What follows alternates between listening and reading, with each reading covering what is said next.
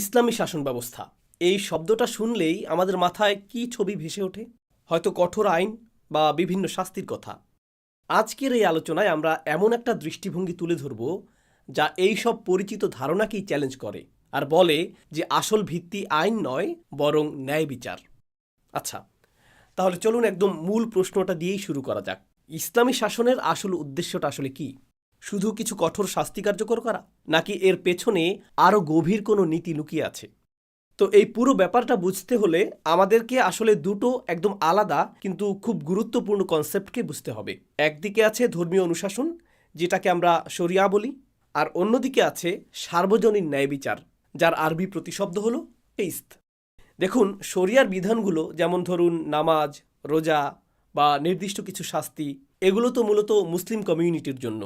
কিন্তু কিসত বা সার্বজনীন ন্যায় বিচার, যেমন কন্যা সন্তানকে জীবন্ত কবর না দেয়া, এতিমের সম্পদ রক্ষা করা অথবা ব্যবসায় দুর্নীতি না করা, এগুলো তো কোনো নির্দিষ্ট ধর্ম বা গোষ্ঠীর জন্য নয়। এগুলো হচ্ছে ইউনিভার্সাল প্রিন্সিপাল, যা পুরো মানবজাতির জন্য কল্যাণকর। আর এই দুটো জিনিস কিভাবে একটার সাথে আরেকটা জড়িত, সেটা ভাবলে বিষয়টা আরও ইন্টারেস্টিং হয়ে ওঠে। অনেকটা আমাদের নিজেদের শরীরের মতো। যেমন ধরুন হার্ট, কিডনি বা ফুসফুস, এগুলো যেমন একে অপরকে ছাড়া চলতে পারে না, ঠিক তেমনি ইসলামী আইন আর সার্বজনীন ন্যায় বিচারও একটা ছাড়া অন্যটা অচল। আর এখানেই সবচেয়ে জরুরি পয়েন্টটা, ভিত্তিটা কি? ভিত্তিটা হলো ন্যায় বিচার। ভাবুন তো, যেই সমাজে সুবিচারই নেই, সেই সমাজে যদি হুট করে কিছু ধর্মীয় আইন চাপিয়ে দেওয়া হয়, তাহলে কি হবে? এটা তো অবিচারকেই আরও বাড়িয়ে তুলবে। ব্যাপারটা অনেকটা নরবরে ভিত্তির উপর একটা সুন্দর দালান বানানোর মতো, যা যে কোনো মুহূর্তে হুড়মুড়িয়ে ভেঙে পড়তে পারে। তো এই যে আইডিয়াটা, এটা কি কোনো নতুন কথা? একদমই না।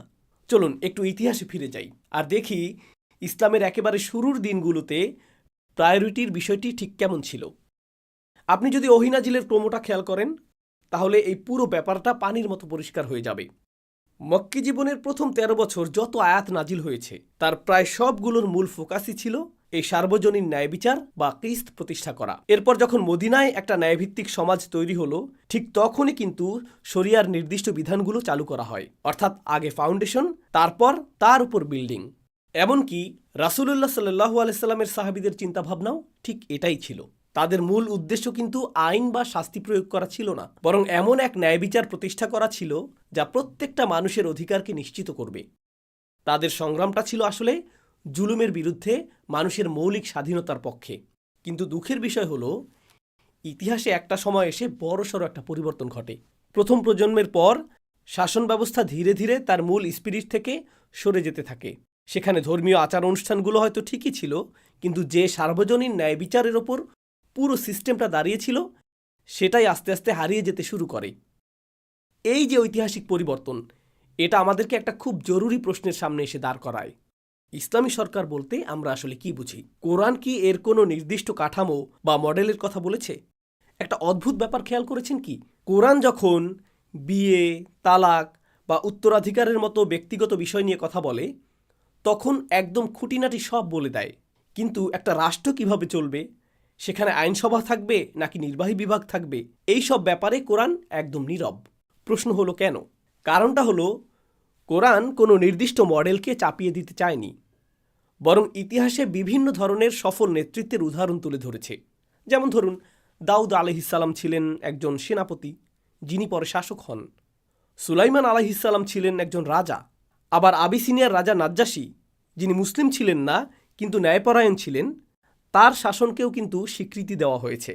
তাহলে মূল মেসেজটা কি দাঁড়ালো? মেসেজটা খুবই পরিষ্কার।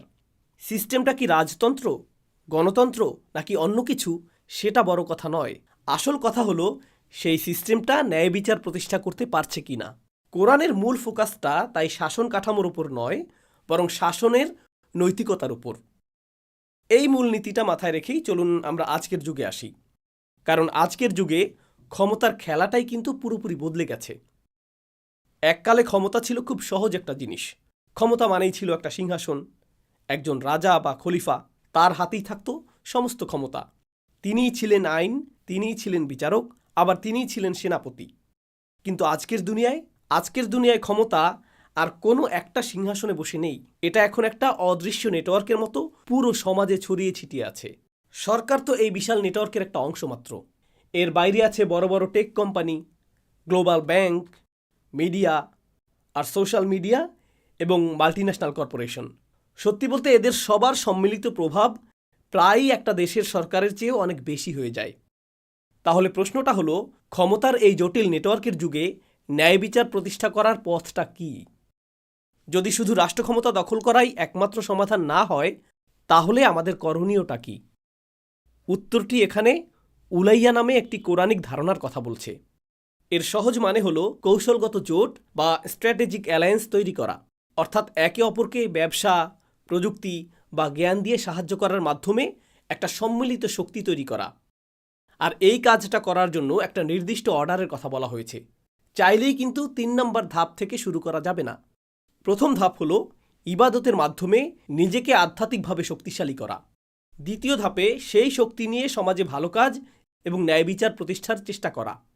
আর সবার শেষে তৃতীয় ধাপে যখন সেই প্রতিষ্ঠিত ন্যায় বিচার কোনো হুমকির মুখে পড়বে, তখন তাকে রক্ষা করার জন্য সংগ্রাম করা।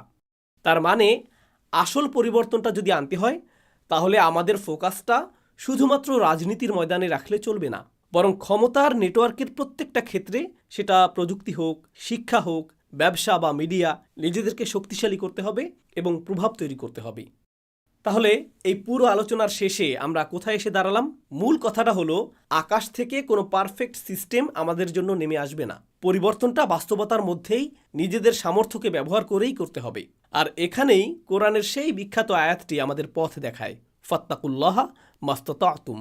অতএব তোমরা আল্লাহকে ভয় করো তোমাদের সাধ্যানুযায়ী। অর্থাৎ যার যার অবস্থান থেকে নিজের সর্বোচ্চ সামর্থ্য দিয়ে ন্যায় বিচার প্রতিষ্ঠার জন্য কাজ করে যাওয়াই মূল কথা।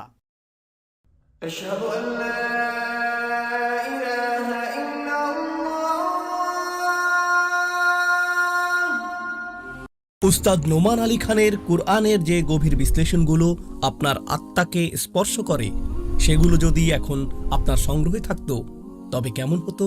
NAK বাংলা টিম উস্তাদের সেই জগৎ কাঁপানো বিশ্লেষণগুলো বাংলায় বই আকারে নিয়ে এসেছে আপনার জন্য। প্রশান্তির খোঁজে, আমি ও আমার রব, কিংবা উপমার শৈল্পিকতায় মুগ্ধময় কুরআন, আমাদের প্রতিটি বই এখন পাঠকপ্রিয়।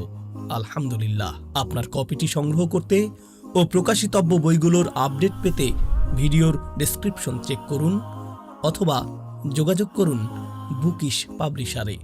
শুধু শুনবেন কেন, উস্তাদের কুরআনের সুগভীর প্রজ্ঞার কাজগুলো আরও বিস্তারিতভাবে পড়ুন। বইগুলো হোক আপনার আত্মিক প্রশান্তির সঙ্গী।